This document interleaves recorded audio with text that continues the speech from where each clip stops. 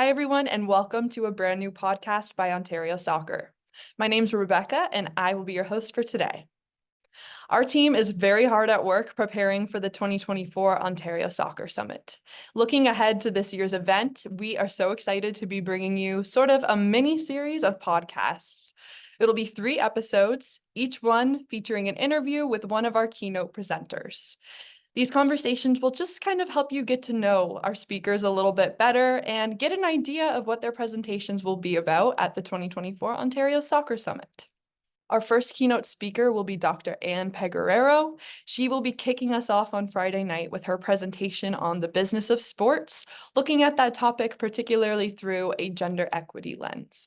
Her presentation will also be followed by a business of soccer panel discussion. Thank you so much for joining us today, Dr. Ann. Happy 2024. How is the new year treating you so far?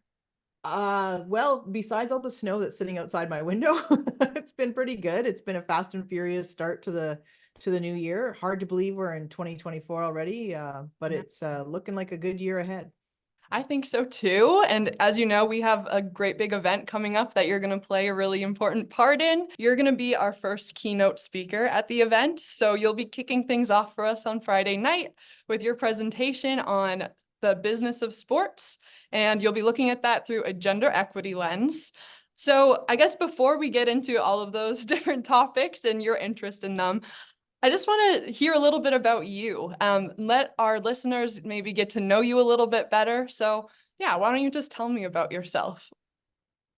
Sure. So I grew up in Northern Ontario in Sudbury, where I still live actually, and spend a lot of my time as a kid wanting to play soccer. I think the story that I like to tell about playing soccer, and I played basketball more so at the end, but soccer was my first sport that I ever really got involved with, like outside school sport. And so the story I always tell about that is that my parents didn't know how to get me into sport outside of what you played in school. And so my childhood home backed onto a high school. And there were big fields where kids would play all the time. And so I just used to always hang out there and play whatever sport was going on.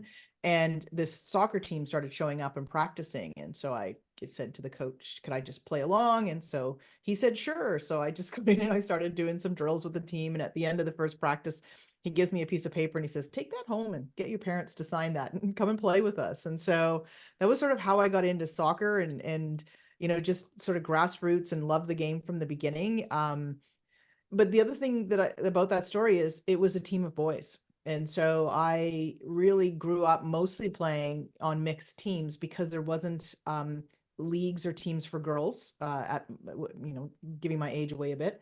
And so I played with boys until I was probably 15 years old. And then later on was able to play in a women's league and but my foray into playing soccer had to be on mixed teams. And so I would say I played a lot of different positions.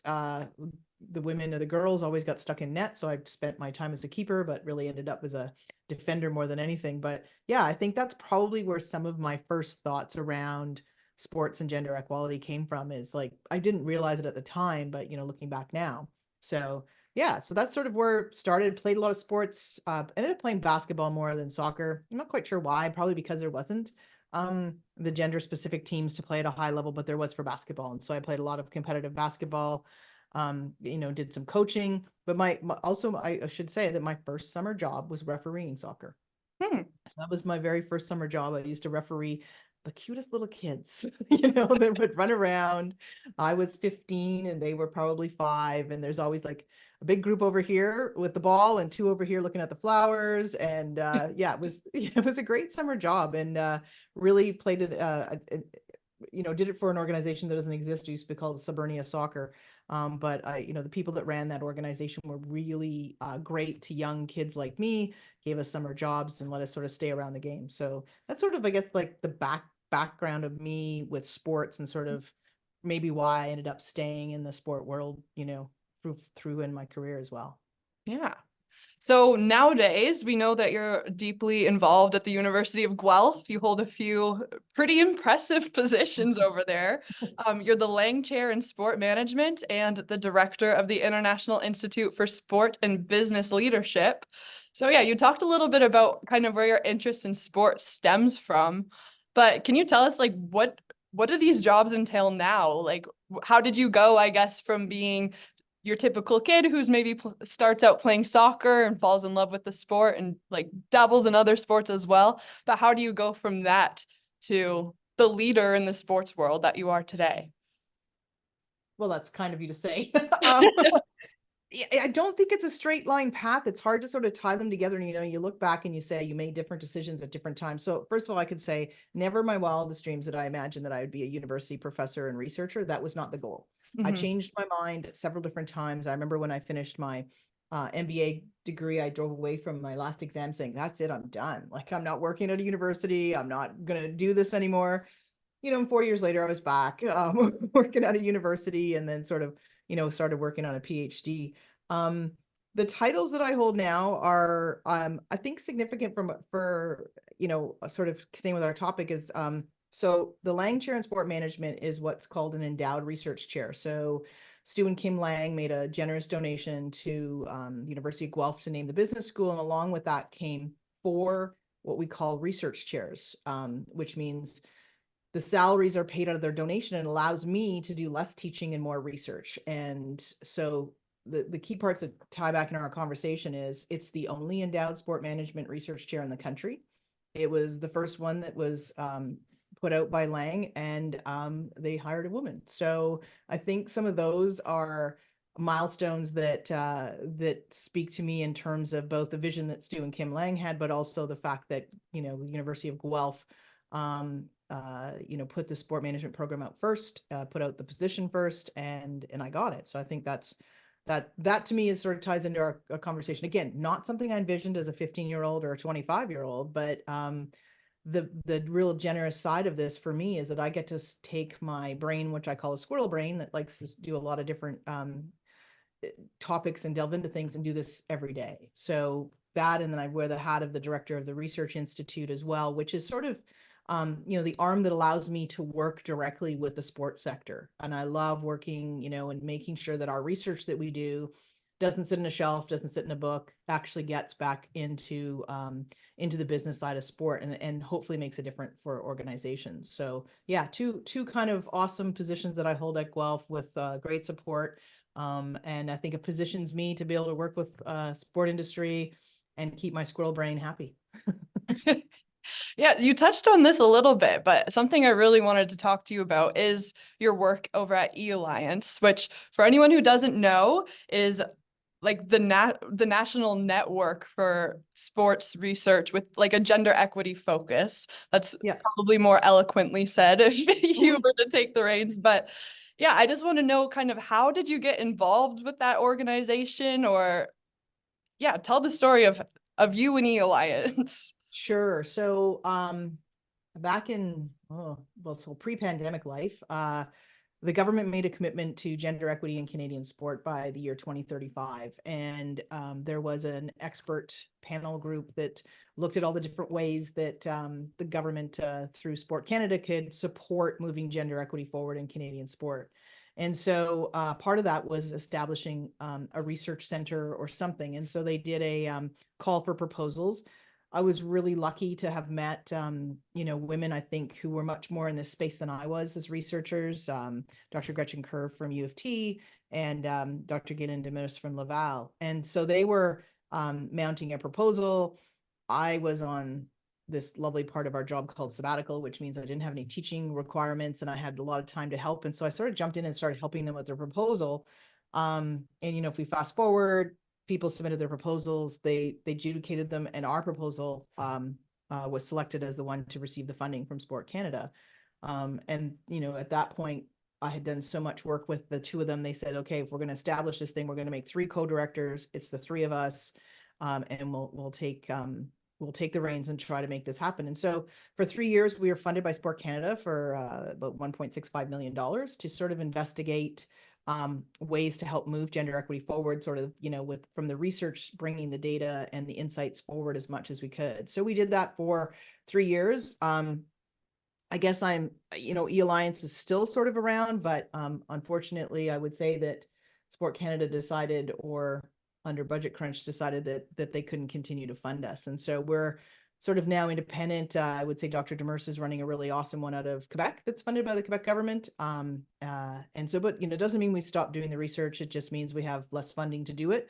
And I think that, the sports sector has a lot of pressing issues that it's dealing with, but, I guess from our point of view, gender equity is still a big part of some of the issues that are facing it, and underlies a lot of them, including issues around safe sports. So yeah, we produced a lot of reports. We did what we could, and I think we're all still very much in spirit trying to move the needle on gender equity in Canadian sport forward with our work.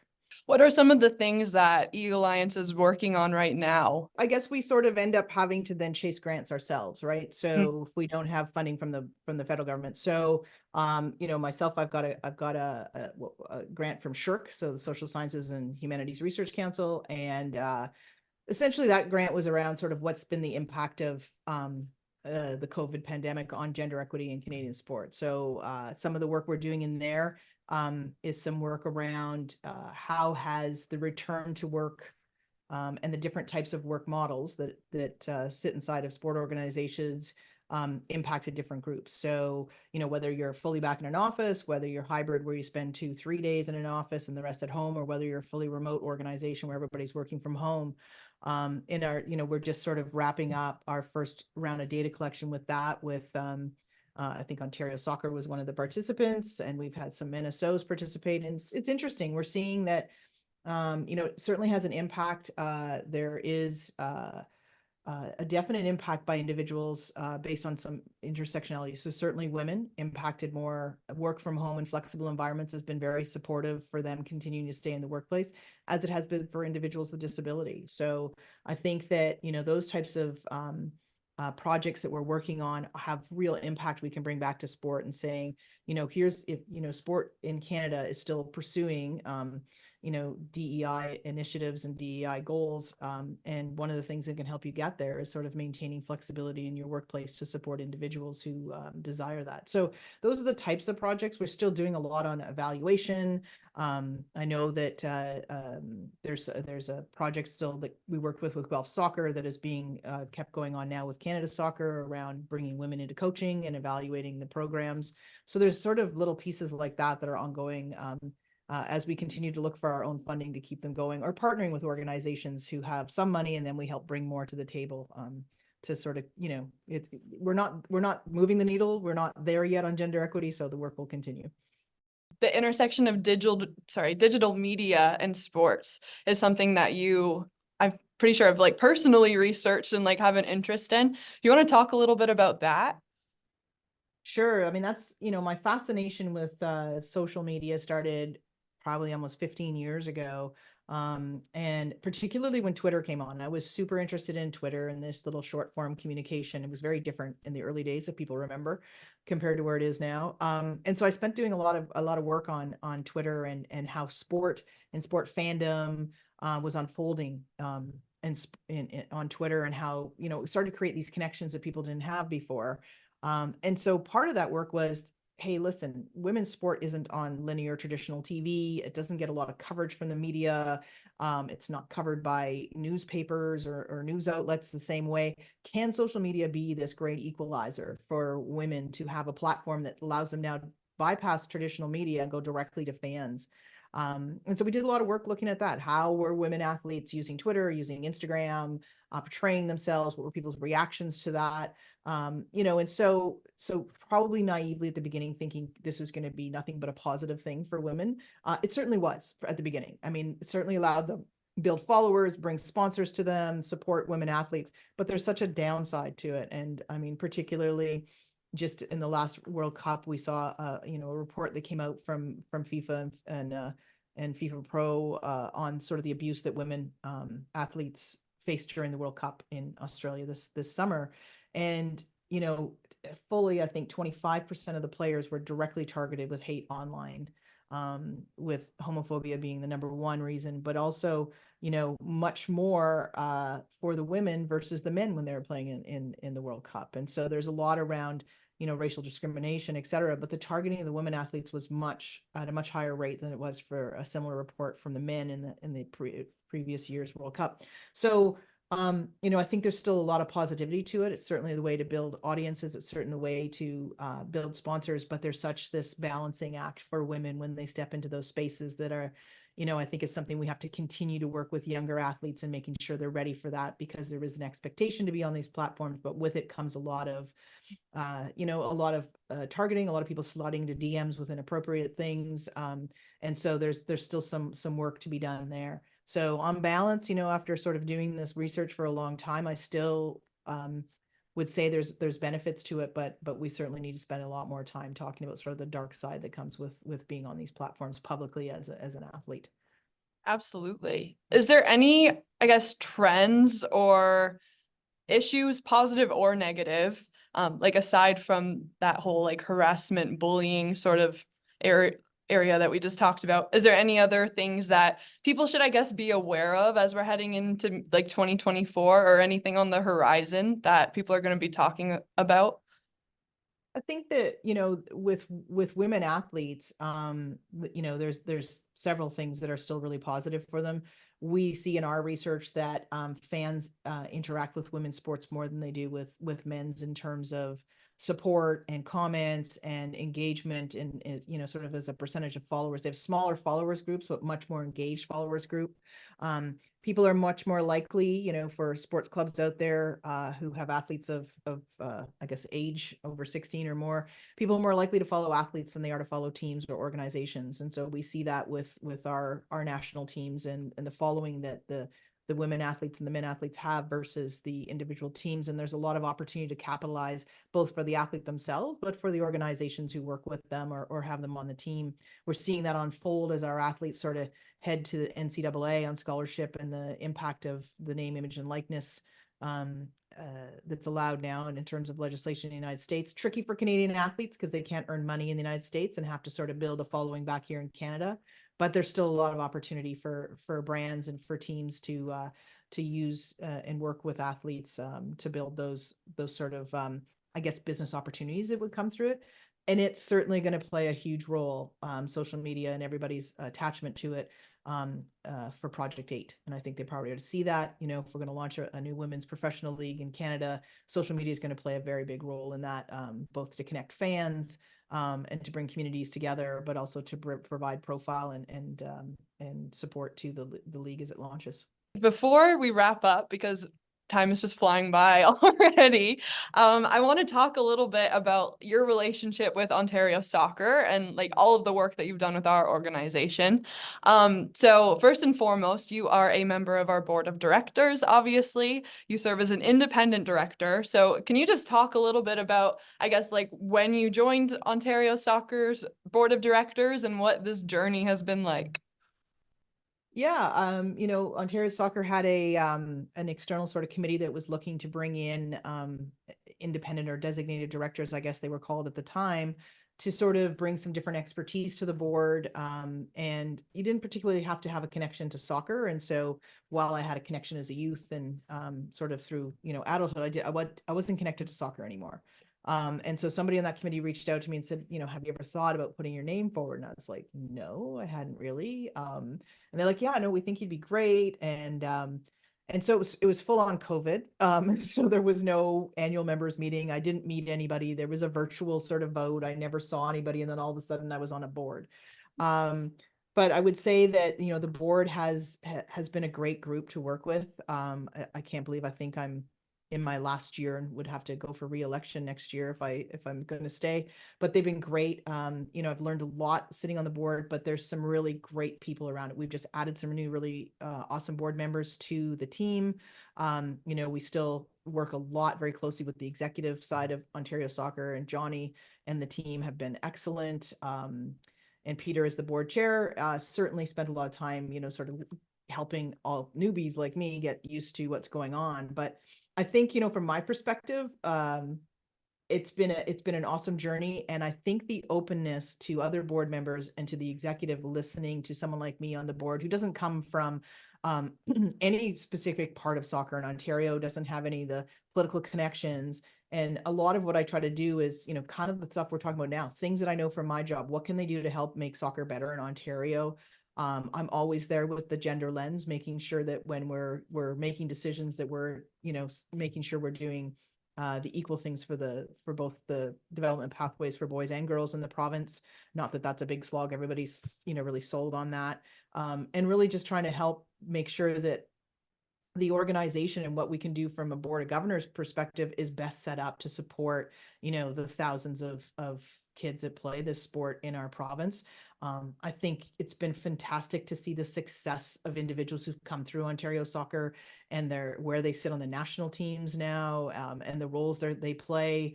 All of that is testament to everybody who works in the communities and works hard to make sure the opportunities are there for people to keep playing and for kids to play. And so I think a great part of this has been meeting the people who really, are the backbone to soccer in Ontario, that volunteer and work on the community club level, to meeting the kids who are playing, to being in the soccer center and seeing what goes on there. All of that has been a real benefit part of it. And I feel like soccer is in a really good position in Ontario, and lots coming in the next couple of years that's really going to help it grow even more. Last question I want to ask you, as we're looking forward to the next thing, which for us is the summit coming up at the end of February here. We know that last year you joined us as a panelist following another keynote presentation. Was that the first time you attended Summit, or have you been coming before that? No, that was the first one, and I think it was the first one we were back to back since back face to face since I joined the board. So yeah, it was the first time I got to feel I don't know, the vibe. It was pretty awesome. Well, I'm glad you think so. That's what I keep hearing from people who have been there before. But yeah, as a panelist last year, I guess, do you remember what the discussion was that you were a part of? And like, can you kind of summarize, I guess, like the points that you felt strongly about? I mean, I was really pleased and lucky that Bjorn and the team reached out, and I sat on a panel talking about sort of the future of the women's game. And so sat with, pretty awesome people like Diana Matheson and Bria Carr-Harris from Canada Soccer. Had a lot of great questions to sort of talk about what's coming next. How is the women's game going to develop? What should we do to support the women's game? It was a really great conversation. It was a good group of people. And I enjoyed, seeing the audience and the support in the audience. And so, yeah, it was eye-opening to me just to see how many people would sit in an auditorium like that and engage with this kind of a conversation in a really positive way, right? And they were all very supportive. It was very close after the announcement of Project 8, so there was a lot of excitement in the air, but it was just a really good discussion, and such great support from men and women in the audience for this, and actually a few little kids who might have been around. So yeah, we did a panel. I think it was really well received. Of course, from my route as Dr. Ann, I always have to throw in the stats and the research, and I think that's sort of what led Bjorn and the team to saying, why don't we give you a little bit of a bigger platform to share some of that knowledge next year? And so that's what's leading to February, and I'm looking forward to sort of diving into soccer in the global sense, but and then breaking it down into Canada and into Ontario, and throwing in, as always, the gender side of that, because we have some pretty big things coming. Launch a project. We got Olympics, we got to launch a Project 8 the year after, and then we have a World Cup that we're hosting and a part of it. So I think in the next sort of 2 years, so soccer in Ontario has a lot going on, and there's lots of opportunities to take advantage of the growth that's coming in the game. And so that's sort of where I think we're going to talk a bit on in February when we're all together again. Thank you so much for making the time to speak with us today. I hope you enjoyed this conversation as much as I did. And yeah, is there anything else that you would want to say to our listeners before we sign off? No, great conversation. Really looking forward to seeing and reconnecting with people in February, meeting some new people. And like I said, the vibe is pretty awesome. It's an amazing event. So hopefully for anybody listening who hasn't got a ticket, hopefully there's still tickets available, but we'd love to see you all there at the end of February. Absolutely. All right. Thank you so much, Dr. Ann. Thank you. Once again, that was Dr. Ann Pegoraro, who will be joining us as a keynote presenter at the 2024 Ontario Soccer Summit. If you want to keep up with Dr. Ann, you can find her on Twitter. The username is Sport Management Prof. Very fitting. Thank you to everyone who tuned in for this episode. We can't wait to see you all at the 2024 Ontario Soccer Summit. If you're still debating on whether or not you want to come, all the information that you're going to need to make that decision is at ontariosoccer.net/soccer-summit. Once again, that's ontariosoccer.net/soccer-summit. The link is also in our description. We'll be back again before you know it with another episode featuring Nick Levitt, our second keynote presenter at the 2024 Ontario Soccer Summit. Until then, I'm Rebecca for Ontario Soccer, and we'll talk to you next time.